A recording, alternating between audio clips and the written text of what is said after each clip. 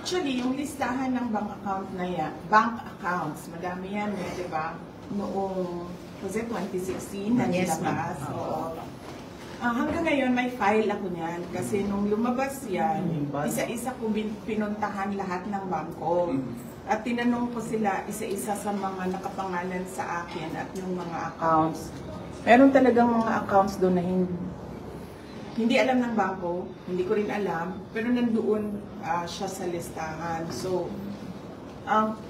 tinatanong ko yung bangko, bakit may ganito? Sabi nila baka non-existent talaga yan na mga accounts. So, meron akong accounting even nung mga sinasabi nilang transactions. Tinanong ko